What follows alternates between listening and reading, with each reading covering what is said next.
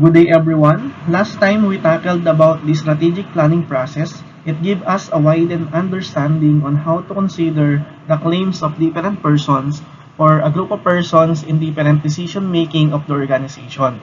We found out that the organization is composed of strategic leaders who are responsible for the achievement of the organization's success or failure.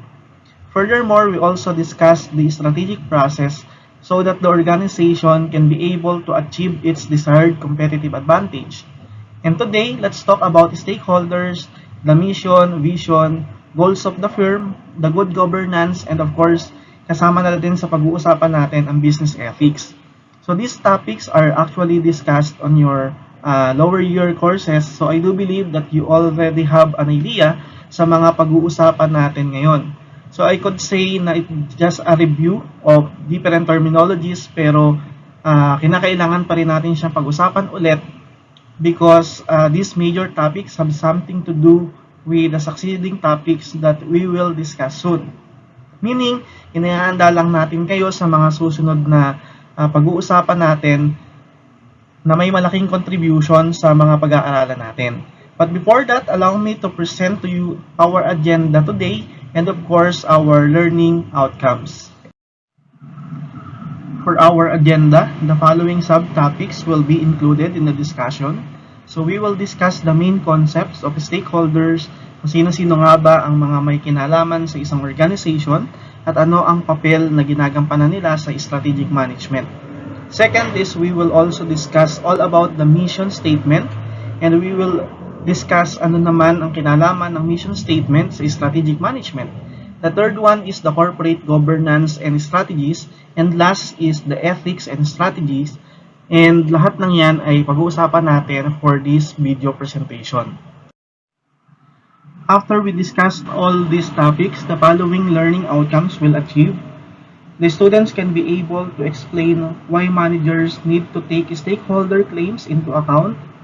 Then after this presentation, you will be able to discuss the components of corporate mission statement, explain the role played by corporate governance in the management of the company, and furthermore, you can be able to discuss how managers can ensure that the strategic decisions they make are consistent with good ethical principles.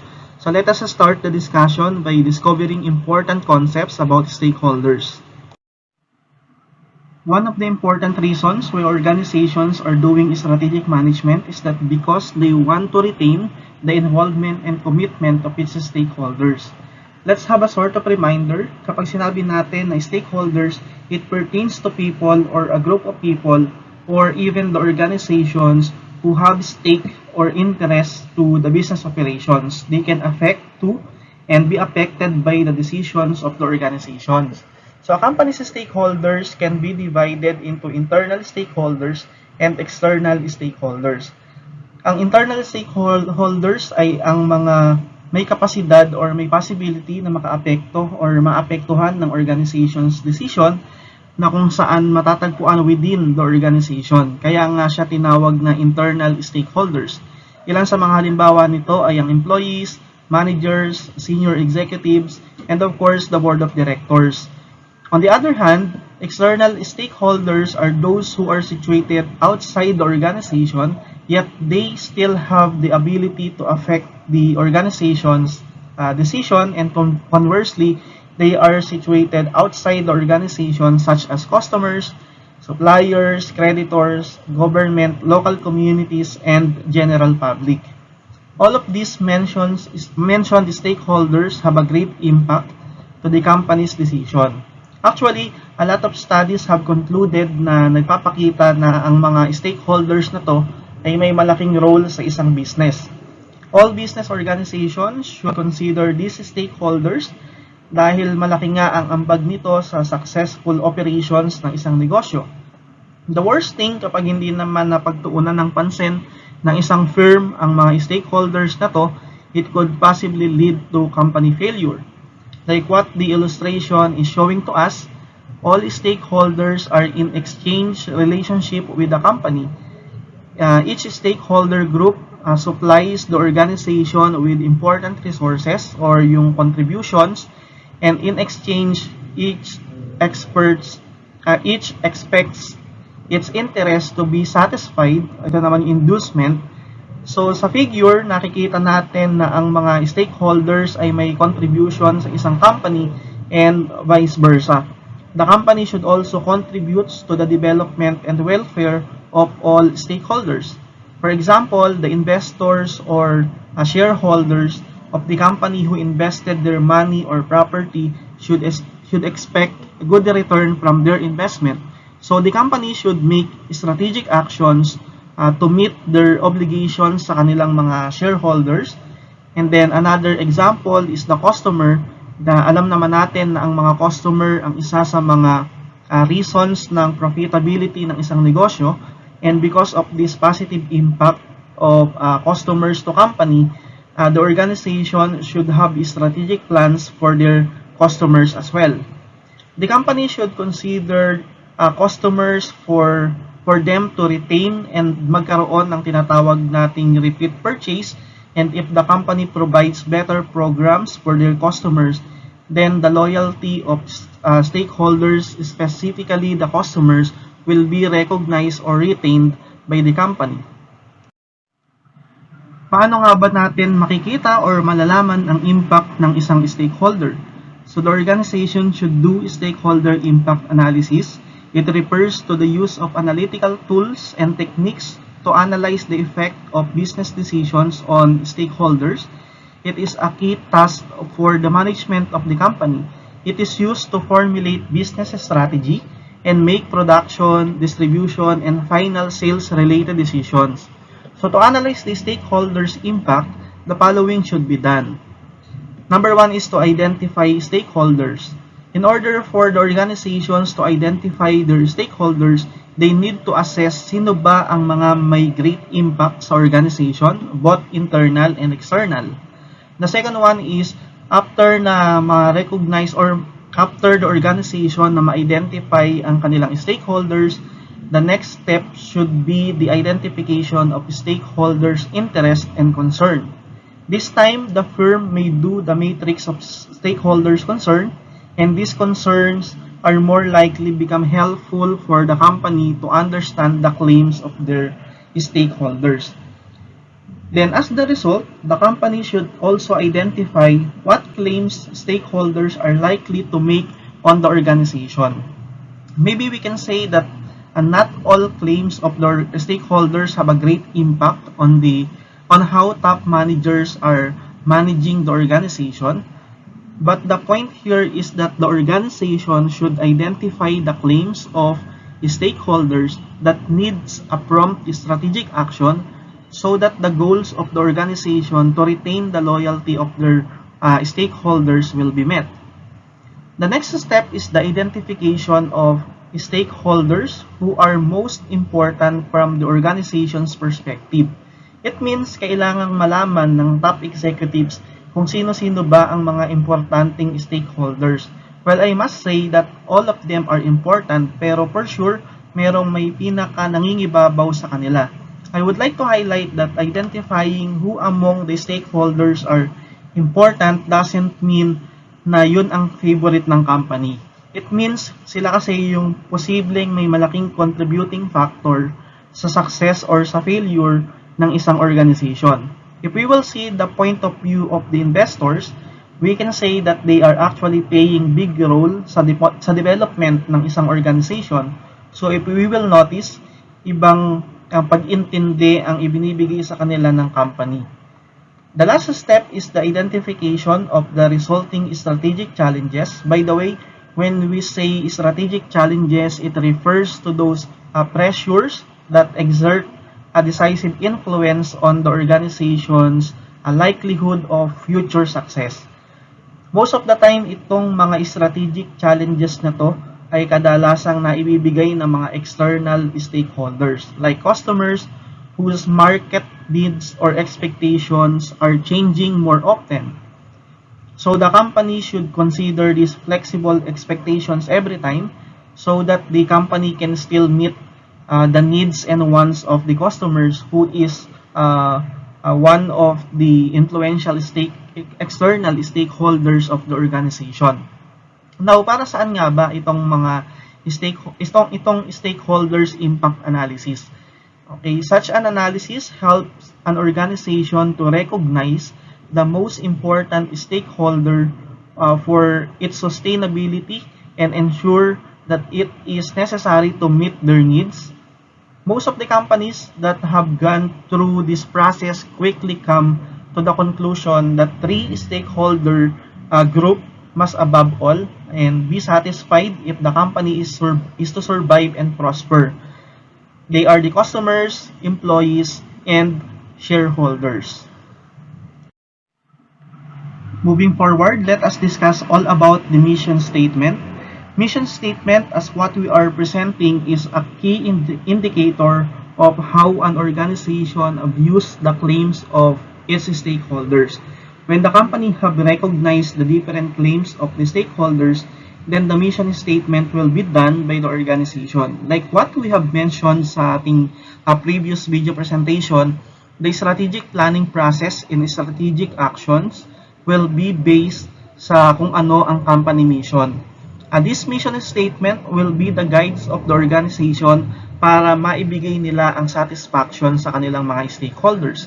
However, even we can say that mission statement is concise explanation of the organization's reason for existence.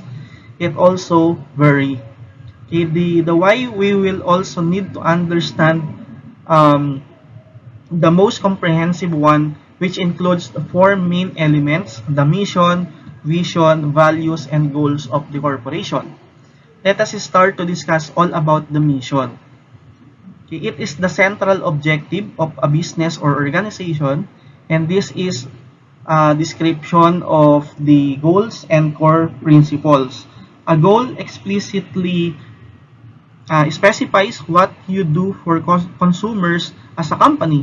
A goal to set you apart from the other organization is comprehensive but is still very precise. Again, this is just a recap of the review of what you have learned from your other courses. So we all know naman that mission is important, like what we have mentioned a while ago. That's why we need to understand how to have an effective mission statement. So this, the significant first step in the process of formulating a mission is to draw up a description of the sector of the company. Essentially, these questions should be answered by the definition, what is our company and what it's going to be. So the next important concept the company need to understand in relation to strategic management is its vision. It lays out some desired future state. It articulates often in bold terms what the company would like to achieve. A vision is the ability to close your eyes and envision a future that still doesn't exist. It is the opportunity to see beyond the situation that might be in line ahead the company and to transcend from it, to clean it up and see the future that does not yet exist, probably much better. So more companies who did not pay time and effort in establishing effective vision have experienced failure in operations. Imagine yung isang blindfolded person who is walking in the middle of the street. So, di ba mabagal, may hindi nakakakita, hindi niya nakikita yung kanyang pupuntahan at madalas ay mataas ang risk niya na mapahamak siya. Well, this illustration is actually the same with the business organization who failed to establish a good vision. Mabagal yung pag-usad, walang direction, at hindi nangangapa, okay? And most especially, mataas din ang risk na mapahamak or mag-fail ang isang negosyo. It means that vision is very important in strategic management. I would like to give an example, this time yung sa case ni Kodak. This company is a technology company that dominated the photographic film market during most of the 20th century. Then the company failed to visualize the emerging trends in technology na nagbigay ng reason for the company to file for bankruptcy noong 2012. Nakita natin ang kahalagahan ng mission and vision sa isang company, and the organization will never be having a strategic actions for the stakeholders if they fail to consider these two important concepts. But aside from that, the values and goals are also relevant na kinakailangan din nating i-consider when it comes to strategic management. When we say values, it pertains to a company's principles state how managers and workers should act, how they should do business, and what kind of organization they should create to help a company accomplish its mission. To the degree that they help drive and shape actions with the corporation, values are widely seen as the cornerstones of the corporate culture of the company. It is the collection of values, norms, and expectations that govern how workers function to accomplish the purpose and objectives of an organization. The culture of an organization is also seen as the major source of its competitive advantage. So it means that even the company established its mission and vision, but there are no existing core values, there will be a hard time for the company to execute their mission and to achieve their vision.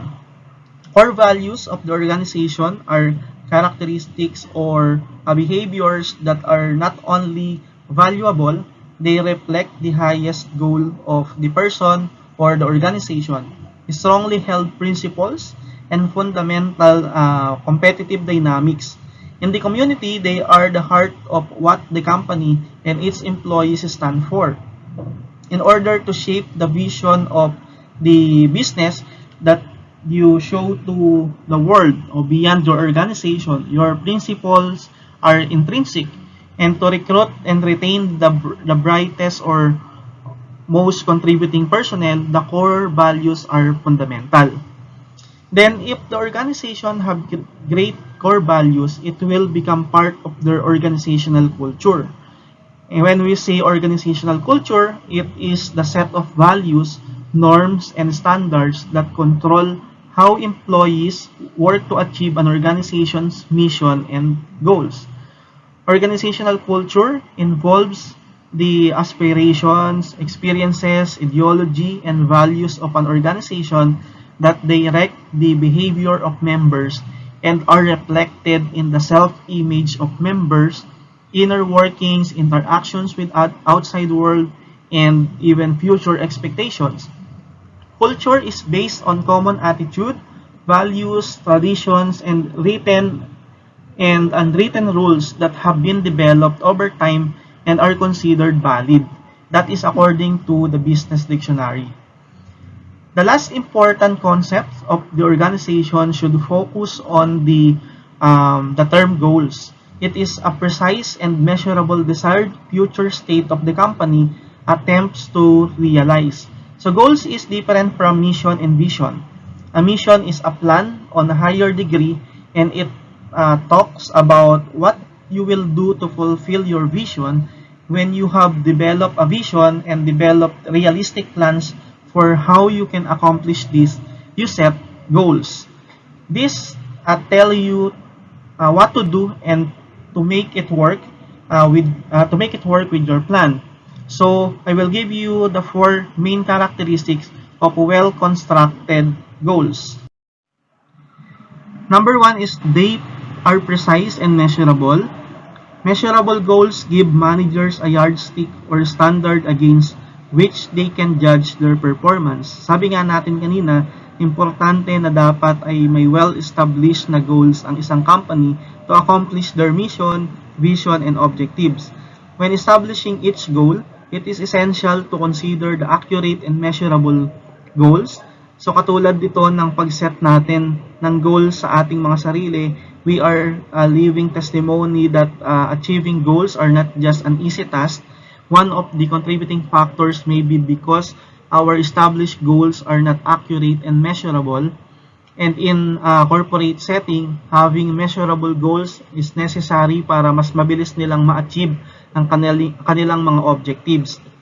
Another characteristics of well-constructed goals is that they address crucial issues. So managers can choose a small number of major objectives to measure the company's success in order to retain concentration. The targets that are chosen should be critical or important. As we can see, establishing goals are very important para sa mga desired success ng isang company, to the point that we will make into account those crucial issues. And in that way, kasi makikita natin kung ano nga ba ang kailangan na ilagay sa mga objectives. And aside from that, no, they are challenging but realistic. Sometimes, companies are using reward system to motivate their employees who will contribute greatly sa pag-achieve ng kanilang mga objectives. This is one of the common means ng mga organizations and also one of the well-effective strategies. So meaning, the established goals of the organization should challenge the employees, but of course, realistically can be able also to achieve it. The last characteristic is that they specify a time period in which they should be achieved when that is appropriate. Time limits inform workers that accomplishment needs an objective to be accomplished by a given date, not after the date. So time frames can bring a feeling of urgency into the accomplishment of goals and serve as a motivating factor. So alam natin yun, di ba, lalo na sa different organizations, deadlines and time frames are part of our system. Most of the time, we are taking this factor negatively, but it helps us somehow na maging efficient. So these are the main characteristics of well-established goals. If you will notice, it also shows that our goal should be SMART. SMART means specific, measurable, attainable, realistic, and time-bound. Let us now move forward to the discussion of corporate governance and strategy. First, let us define the term corporate governance. So according to the definition given by Chen in Investopedia, corporate governance is the mechanism by which an organization is driven and governed by rules, policies, and procedures. Corporate governance basically includes maintaining the needs of all those stakeholders of the business, such as investors, senior managers, consumers, suppliers, funders, the government, and even the society. So meaning to say, the organization should be rational by following rules and regulations of the company in order for them to realize the good impact to all stakeholders. The corporate governance of the business is essential to stakeholders as it reflects the direction and reputation of the company. Then, strong corporate governance helps businesses create public confidence and trust, of course, even with investors. As a result, by providing a large investment incentives for market investors, corporate governance encourages healthy financial viability. So, in addition, when we are talking about corporate governance, the following are some of the associated issues when that is included in corporate governance. So we will encounter the following. So we have risk capital, agency problem, and agency theory. When we say risk capital, it is the money for home runs. This applies the resources that are decided to invest in high risk, significant growth. Alternative investments such as venture capital, hedge funds, or private equity can mean that, or in maybe investment that are used to begin your own local company. It can also be only a subgroup of the portfolio that is simply allocated to take on additional risk. Generally speaking, risk capital is money that would not have an excessively damaging impact on the financial aspects if completely or kapag talagang nawala na siya or if it completely lost. So it's money to lose that if it's money to lose that you can afford, sabi nga. So in order for the stakeholders of the organization to stay loyal dun sa company, the organization should protect the interests of every stakeholders. In publicly held corporations, stockholders delegate the job of controlling the company and selecting its strategies to professional managers. who become the agents of the stakeholders.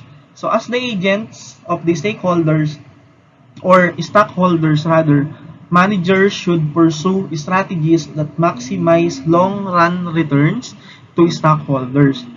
Pero minsan dito nagkakaroon ng problema. That problem is commonly known as agency problem.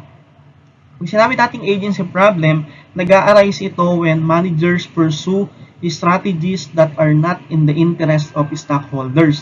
Like what we have mentioned in the earlier part of this presentation, kinakailangan na protektahan ng company ang interest ng kanilang mga stakeholders. But if kabaligtaran ang nangyari, instead of protecting the interest of the stakeholders, ang ginawa ng company is nag-take ng actions that is against or not in favor sa interest ng mga stakeholders, doon na nakakaroon ng tinatawag natin na agency problem. Kapag sinabi nating agency problem, these are actually belongs to agency theory. Okay? To explain the relationship between agents and principals, agency theory is used. Okay? Ito yung ginagamit para ma-determine natin or ma-explain natin ano ba ang relationship ng agents at saka ng principals. So in a specific commercial transaction, the agent represents the principal and is anticipated to represent the principal's best interest without consideration for self-interest. So the various interests of principals and agents may become a source of dispute. As certain agents may not behave fully in the principal's best interest. So what is the significance of corporate governance in strategic management? Principals assign authority for decision making to agents. Since the agent makes many actions that significantly impact the principals, there may be conflicting views and even disagreements in preferences and interests. But that the philosophy of the organization suggests that the principal and an agent's desire are not necessarily in agreement. This is often referred to as the dilemma of the principal agent. Now, importante na ang isang organization together with its stakeholder are in good terms. No conflicts and agency problem in order for the company na ma-achieve nila ang isang strategic action. Having a conflicting views with leads as well sa hindi magandang decision ng isang organization. In addition to what we have discussed, a government mechanism is also important to take into account. This is because it can help the organization to experience so much the agency problems. As what the given definition of the governance mechanism, it is the mechanisms that principals put in place to align incentives between principals and agents and to monitor and control the different agents. So the purpose of governance mechanisms is to reduce the scope and frequency of the agency problem to help ensure that agents act in a manner that is consistent with the best interests of the principals. So for aligning stockholders and management interests, there are four main forms of government mechanisms. So always remember the board of directors, stock-based compensation, financial statements, and the acquisition constraints are these main forms of governance mechanism. Then always remember as well that these four main forms of government mechanisms provides protections to both agent and principal, and of course para magkaroon ng magandang sistema ang company at magkaroon ng actions at decision that are truly strategically. Now, not only the corporate governance is that the only thing we need to consider in strategic management, ethics has something to do with the organization's strategy. I know that you are so much familiar with the term ethics, so let us focus on its significant relationship to strategic management. The ethical challenges faced by managers cover a wide variety of subjects, but most occur because of the possible dispute between the company's objectives or the goals of top management and the constitutional rights of key stakeholders, including stockholders, clients, workers, vendors, rivals, or societies, and the public at large. Stakeholders have a fundamental rights that should be protected, and breaching those rights is unacceptable. So katulad nga ng sinabi ko, organizations experience ethical problems with their internal and external stakeholders. And this is also common in an organization na makaranas ng conflict or dispute sa loob at labas ng kanilang organization. That's why we have strategic management to see the possible strategies that the organizations need to implement to address these ethical issues. So by the way, in ethics, these issues are commonly known as ethical dilemmas. When we say ethical dilemmas, it is the situation where there is no agreement over exactly what the accepted principles of right and wrong, or where of the available alternatives seems ethically acceptable. If the organization is facing with different ethical dilemmas, nahihirapan silang magkaroon ng strategic action. Strategic management reflects on how a company makes decisions using the strategic planning process. Technically, all management activities must meet the core objectives and organizational objectives of the company at the divisional level. When administrators make these decisions to advance strategies that have negative implications, ethical concerns in strategically controlled companies surface. So some of the identified ethical dilemmas in organizations are the following. So we have self-dealing, information manipulation, and anti-competitive behavior. Apart from the mentioned ethical issues, these are also included and to be considered as ethical dilemmas that have a huge impact to strategic management. So these ethical issues are the following: opportunistic exploitation, substandard working condition, environmental degradation, and corruption. When we say opportunistic exploitation, it happens when a company's managers attempt to randomly write the conditions of the contract with customers, consumers, or suppliers in a way that it is more beneficial to the company, frequently using their authority to push the revision process. That's why it is very important to read business documents and assess it. Baka kasi yung contract or yung dokumento na pinipirmahan ay favorably beneficial to the firm, wherein dapat ay win-win ang nagiging status. The opportunity should be beneficial to both the stakeholder and the company.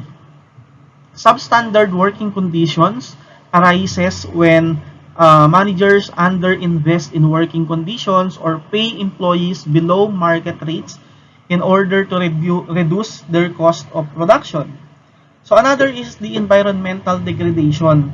This happens when the organization takes steps that result in emission and other forms of environmental damages, directly or indirectly man yan. So environmental degradation will violate the interests of indigenous people and the broader population to clean water and air, land free from harmful chemical waste, excessive destruction resulting in soil earthquakes, etc. and so on. Okay, I will no longer define the last one, which is to be called corruption, kasi I know that you are so much aware how it occurs. Okay, so these are the different ethical issues that might affect the strategic actions of the firms. I encourage everyone to please comment down your obtained learning about this video presentation. Again, thank you very much and God bless you all always.